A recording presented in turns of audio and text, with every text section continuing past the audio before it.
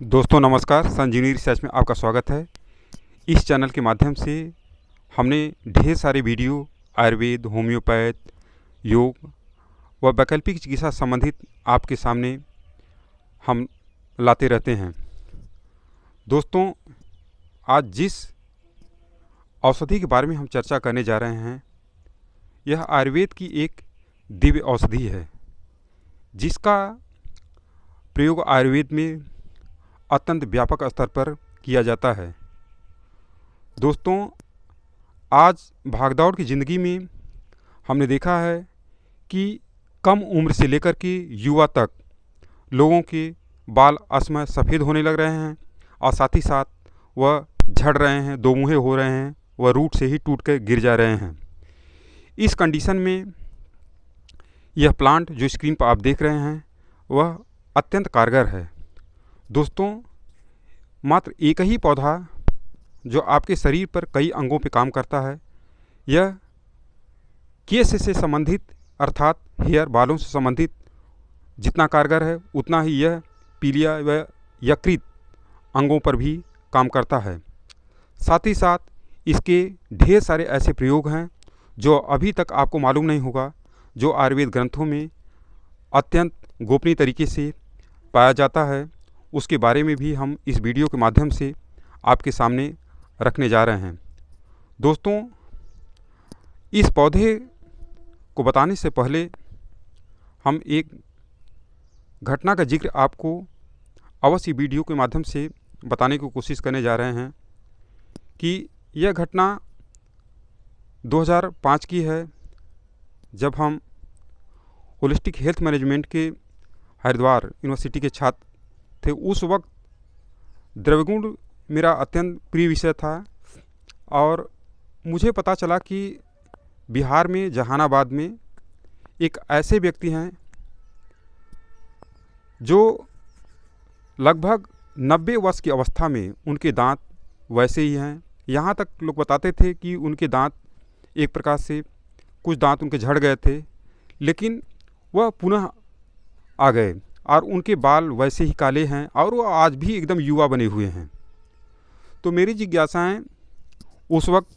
ये होने लगा कि कैसे पहुँचें, क्योंकि एक प्रकार से वो रिलेटिव ही हमारे थे। तो पता हमने लिया और 2005 में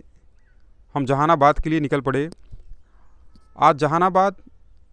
डिवाइड होकर के अरवल डिस्ट्रिक्ट बन चुका है। अरवल डिस्ट्रिक्ट में ही पखरपुर नामक ग्राम था।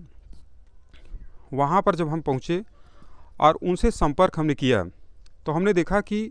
एक 90 वर्ष का जो वृद्ध है एकदम युवा नज़र आ रहे हैं और उनके जो दांत थे रियल में उन्होंने जो वर्णन करके बताया हमें कि नहीं उनके दांत झड़ गए थे, लेकिन वो पुनः आ गए। तो ढेर सारी चर्चाएं होने लगी और उन्होंने अपने चर्चाओं में हमें बताया कि उनका दैनिक जो लाइफस्टाइल था वह सुबह भोर में उठ जाया करते थे और एकदम से वो सात्विक थे और साथ ही साथ उन्होंने योग, आसनों को और प्राणायाम को अपने लाइफस्टाइल में शामिल किया था और एक लंबे समय से वो योग और प्राणायाम जिसमें अनुलोम विलोम वह प्रायः किया करते थे। साथ ही साथ उस वार्ता के दौरान उन्होंने जिस पौधे के बारे में हमसे चर्चा किया कि वो लगभग 30 वर्ष से जिस पौधे के पत्तियों का सेवन करते थे, जिसके कारण उनके शरीर का यह कायाकल्प था, अर्थात वो आज भी युवा जैसे लग रहे थे, उनकी वाणी में वही ओज था। तो जिस पौधे के बारे में उन्होंने चर्चा किया और हमें ले जाकर के दिखाया वह श्वेत पुष्पी का था। हालांकि श्वेत पुष्पी उनके एरिया में इसे बोला जाता था, लेकिन बाद में हमने देखा कि यह तो ये जाना पहचाना प्लांट आयुर्वेद का है और जिसके कई नाम जो कि हम लोगों के एरिया में ढेर सारा पाया जाता है। तो दोस्तों, हम बता दें कि मात्र एक ही पौधा जो कि रसायन वर्ग में, आयुर्वेद में रसायन वर्ग में भी आता है, वाजीकरण में भी आता है, साथ ही साथ केश वर्ग में भी आता है। अर्थात केश वर्ग में वो पौधा होता है जो हमारे बालों के लिए अत्यंत गुणकारी होता है। उसे झड़ना, पकना व असमय गिर जाना, इन सारे समस्याओं को दूर करता है। रसायन वर्ग होने का मतलब कि आयुर्वेद में जो रसायन वर्ग का पौधा होता है वह आपको सदा युवा बना के रखता है, अर्थात जरा सी युवा, एक वृद्ध व्यक्ति को भी वह युवा बनाने की क्षमता रखता है। वाजीकरण का मतलब होता है कि इंसान के शरीर में एक प्रकार से ओज व शक्ति का संचार करता है, उसके पौरुष क्षमता को बढ़ाता है, अर्थात उसके काम शक्ति को बढ़ाने में भी यह अत्यंत कारगर होता है। साथ ही साथ यह पौधा यकृत रोगों पर भी, अर्थात कामला का रोगी हो या पीलिया का रोगी हो, तो उस पर भी यह अत्यंत मुफीद होता है। तो दोस्तों, इन सारे चीज़ों को बताने से पहले हम बता दें कि जिस पौधे को आप स्क्रीन पर देख रहे हैं, इस पौधे का पंचांग का प्रयोग आयुर्वेद में कराया जाता है। पंचांग का आशय ये है कि किसी भी प्लांट के फूल, पत्ती, तना, जड़ और उसके बीजों का संपूर्ण यूज, अर्थात जिस पौधे को आप स्क्रीन पर देख रहे हैं, इसको उखाड़ करके जहाँ प्रचुर मात्रा में पाया जाता है, इसको छाया में सुखा करके, इसको पाउडर बना करके आप इसको यूज कर सकते हैं। तो दोस्तों, बताने से पहले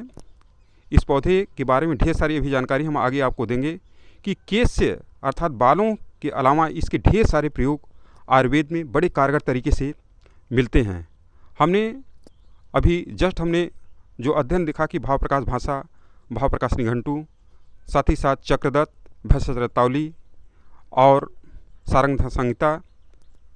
इन ग्रंथों के अध्ययन के बाद इस पौधे के ढेर सारे जो जानकारी हमारे सामने हमें प्राप्त हुआ, उसको हम इस वीडियो के माध्यम से विस्तार से बताने का प्रयास कर रहे हैं कि साथ ही साथ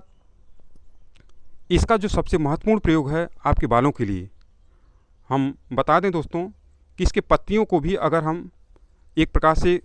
मसल के आपको दिखाएं कि जैसे आप देख रहे हैं कि इसको भी अगर हम इस पर करें,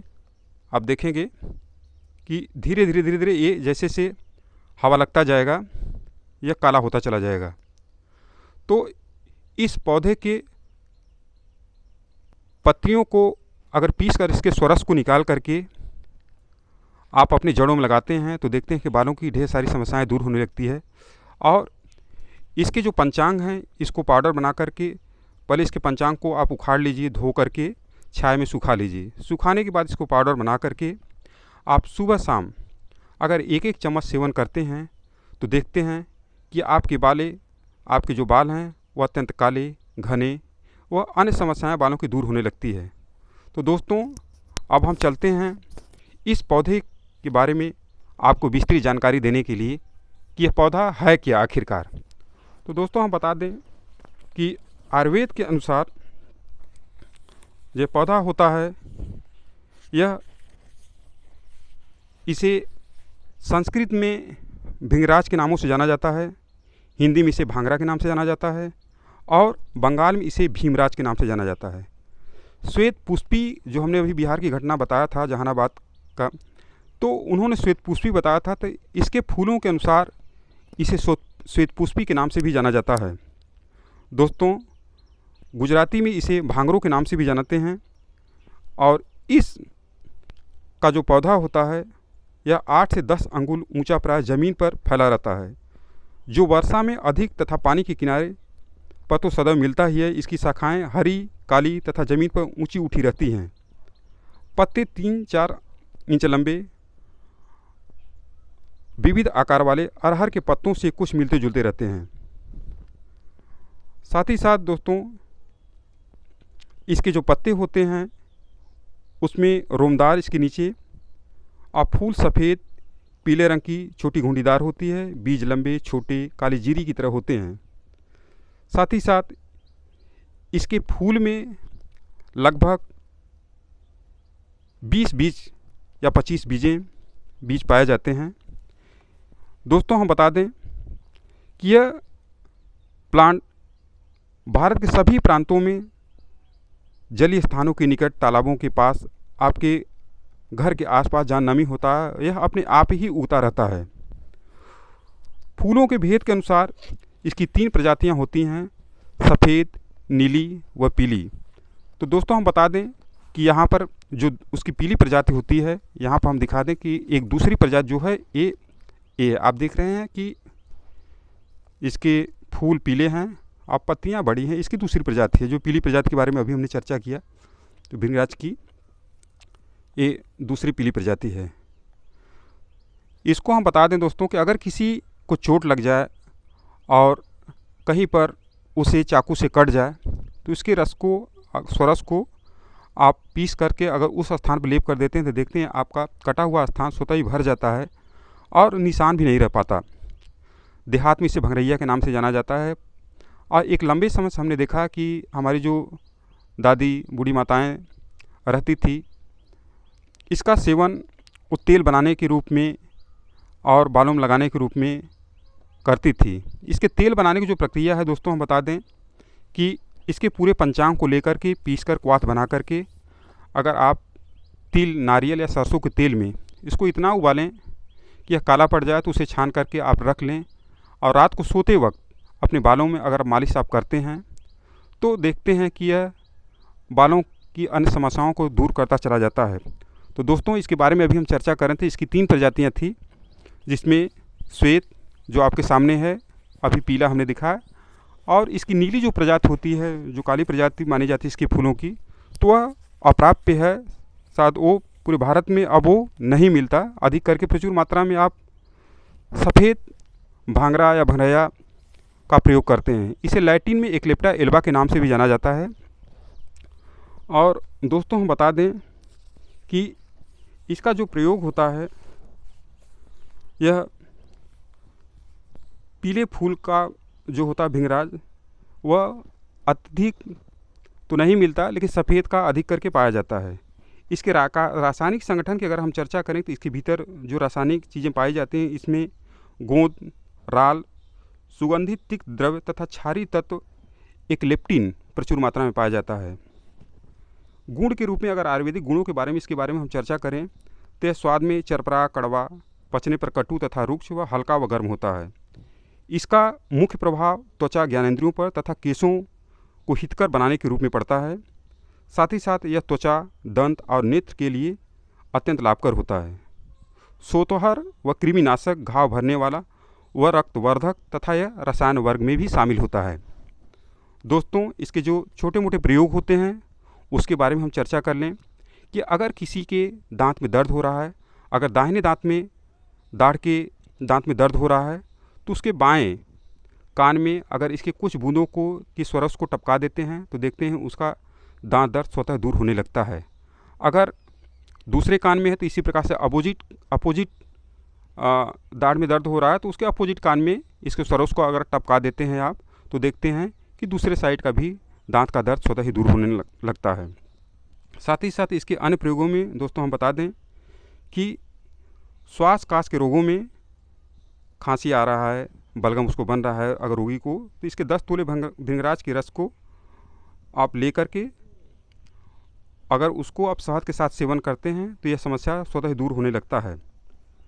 श्वेत कुष्ठ में अगर उसे सफ़ेद दाग किसी को है तो भृंगराज के तेल पत्तियों को लेकर के आप तेल में उसे उबाल करके तेल बना लें और उस तेल से अगर आप उस स्थान पर लेपन करते हैं तो देखते हैं कि यह समस्या भी जो सफ़ेद दाग का है वो भी दूर होने लगता है।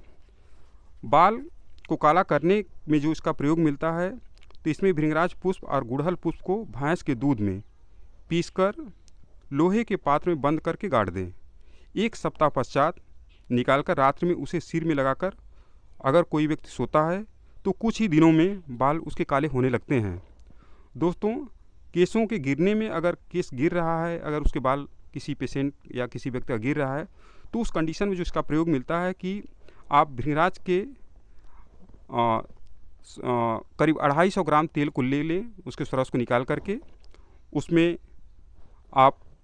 50 ग्राम मुलेठी और 1 लीटर गाय के दूध को मिला करके उसको अग्नि पर पका लें। आप पका के जब मात्र तेल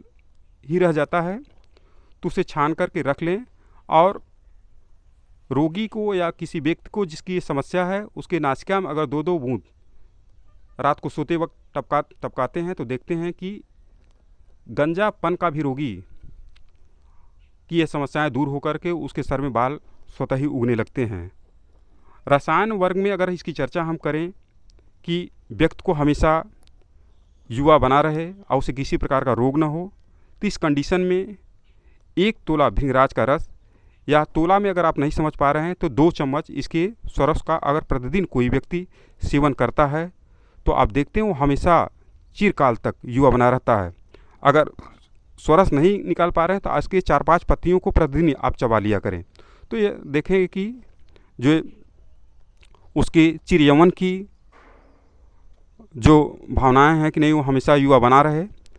तो यह इसमें अत्यंत कारगर साबित होता है। दोस्तों, साथ ही साथ इसके अन्य ग्रंथों में जो इसका प्रयोग मिलता है उसके बारे में भी हम आपसे इस वीडियो के माध्यम से चर्चा कर लें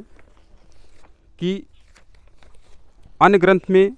जो आयुर्वेदिक ग्रंथ हैं उसमें भी इसका वर्णन अत्यंत कारगर तरीके से पाया जाता है। यूनानी मत के अनुसार भांगरे की प्रकृति दूसरी श्रेणी में उष्ण और रुक्ष है। इसका स्वरस नेत्र ज्योति और कामसद को बल देता है, शरीर में स्फूर्ति बढ़ाता है। यह रक्त शोधक, उन्मादनाशक एवं वात को दूर करने वाला होता है। साथ ही साथ जो आचार आयुर्वेद के फेमस आचार हुए उनके अनुसार भंगरैया हृदय रोग और विषनाशक होता है, भांगरा ज्वरनाशक होता है। साथ ही साथ भंगरैया बुद्ध को बढ़ाने वाला और हाइड्रोसील व खजुली नाशक भी होता है। दोस्तों, इसके जो अन्य प्रयोग आयुर्वेद ग्रंथों में मिलता है कि अगर किसी व्यक्ति को रात्रि के समय अगर धुंधली रोशनी में उसे दिखाई नहीं देता, अर्थात उसे रतौंधी की समस्या है, तो उस कंडीशन में भांगरे का रस और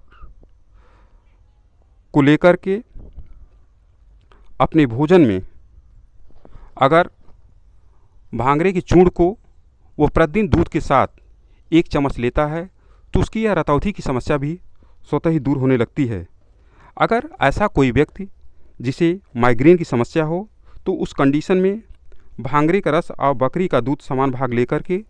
दूध में गर्म करके इसका नस्य अगर व्यक्ति प्रतिदिन लेता है तो उसके माइग्रेन की अर्थात आधा सीसी की समस्या स्वतः ही नष्ट होने लगती है। दोस्तों, अगर ऐसा व्यक्ति जिसे समय समय पर हर 4 दिन के बाद उसे फीवर होता रहता, उसका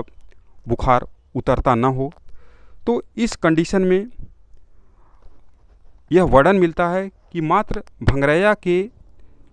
भृंगराज के जड़ को ही अगर वो अपने हथेली में ताबीज़ के रूप में अगर बांधता है तो देखते हैं कि यह समस्या अर्थात उसे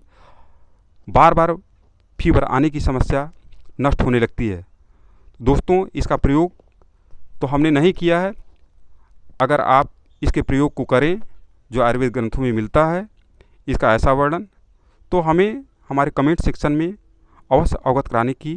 कृपा करिएगा। साथ ही साथ इस चैनल पर इस वीडियो को ऐसे व्यूअर जो अभी नए हैं, जो सब्सक्राइब इस चैनल को नहीं किए हैं, वह इसे सब्सक्राइब अभी कर लें, क्योंकि इससे संबंधित ढेर सारी जानकारियाँ हम इस अपने चैनल पर अपलोड करते रहते हैं, जिससे आपको इस चैनल से दी जाने वाली ढेर सारी अच्छी जानकारी आपको मिलती रहे। तो साथ ही साथ दोस्तों, हम आगे बढ़ते हैं कि अगर ऐसा व्यक्ति जो संगीत के क्षेत्र में अपना करियर बनाना चाहता है और उसका गला ठीक से न हो, अर्थात उसके गले साफ न रहते हों, उसकी आवाज़ मोटी हो, तो इस कंडीशन में भी भांगरे के रस को घी में मिलाकर अगर प्रतिदिन कोई भी व्यक्ति जो संगीत के क्षेत्र में अपना करियर बनाना चाहता है, अगर वो लेता है तो देखता है कि उसका गला सुरीला होने लगता है। दोस्तों, अगर किसी को पीलिया या यकृत रोगों की समस्या है तो उस कंडीशन में भांगरे का रस अर्थात भंगरैया भृंगराज के रस को 1-1 चम्मच प्रातःकाल खाली पेट अगर लेता है तो उसकी पीलिया की समस्या भी स्वतः दूर होने लगती है। साथ ही साथ अगर किसी भी पेशेंट या व्यक्ति के पेशाब में अत्यंत तीव्र जलन होता हो तो इस कंडीशन में भी भंगरैया के पंचांग को पीस करके शरबत की तरह अगर वह यूज करता है तो देखते हैं कि यूटीआई से संबंधित यानी यूरिनरी ट्रैक्ट इन्फेक्शन से संबंधित सारी समस्या स्वतः ही दूर होने लगता है। दोस्तों, यह जानकारी आपको कैसी लगी,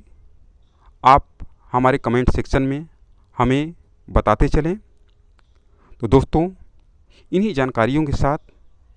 जय हिंद।